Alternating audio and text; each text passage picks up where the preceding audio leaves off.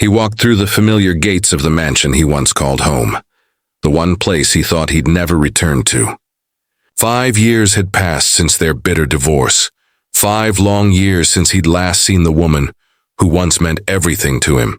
But that evening, as the millionaire stepped inside carrying something small yet powerful in his hands, he had no idea that a single gesture would shatter the wall of silence between them and change both of their lives forever. Hey everyone, welcome to Folk Tales, where every story touches your heart and leaves a lesson to remember. If this story moves you, don't forget to like, comment, share, and subscribe to our channel. Tell us in the comments, where are you watching from today? We love hearing from our amazing viewers all around the world. When Daniel Morgan left his wife, Emma, 5 years ago, he believed he was chasing success. He was young, ambitious, and determined to make a name for himself. At the time, Emma had begged him not to turn their marriage into a competition against time and money. But Daniel's eyes were set on wealth, and he couldn't see that in his pursuit of fortune. He was slowly walking away from the one person who truly cared for him. The last time they spoke, words were sharp, hearts were cold, and promises were broken. Daniel walked out, leaving behind not just a home, but a part of himself. Years later, he had everything he thought he ever wanted. Expensive cars, a company that bore his name, and the kind of influence that drew people to him for all the wrong reasons. Yet every night when the noise faded, loneliness crept in. He had built empires, but his heart remained empty. The laughter that once filled his home had long vanished. And it was one quiet evening, while going through an old box of photographs, that he found something that stopped him cold. A picture of Emma, smiling as she held a simple birthday cake they couldn't afford that year. He remembered the warmth of that moment, the way she'd looked at him with love despite everything they lacked. That night, Daniel decided to go back, not as a millionaire, but as a man who needed forgiveness. Emma had changed too. After the divorce, she'd moved to a small coastal town, far from the noise of the city. She ran a small flower shop and lived in a modest home overlooking the sea. Her life was peaceful, yet her heart still carried a quiet ache.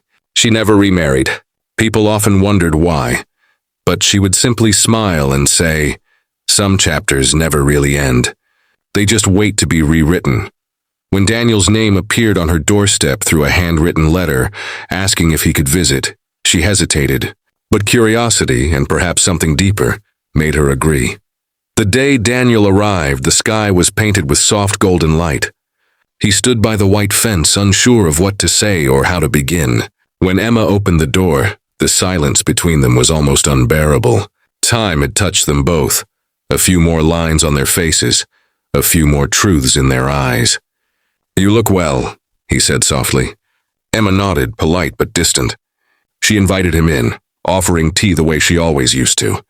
The house smelled of fresh roses and sunlight, the kind of peace Daniel hadn't felt in years. They talked cautiously at first, about life, the weather, small things that kept the silence from feeling too heavy. But every word carried an unspoken question. Why now? Why after all these years? Emma finally asked it. Daniel looked down, fidgeting with something in his hand. It was a small folded piece of paper, old and slightly torn. "Do you remember this?" he said quietly. It was a note she had written to him years ago, one he had found tucked in that old photo box. The words were simple. "I'll love you even when you forget how to love yourself." For the first time in years, Emma's eyes softened. She remembered writing that note when his business had failed early on, before success, before the anger, before the pride. He had forgotten it existed.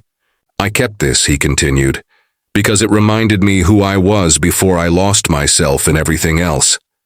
I thought money would fill the emptiness, but it only made me realize what I truly left behind." Emma said nothing, but the trembling of her fingers on the teacup spoke volumes. Then came the gesture that broke her silence completely.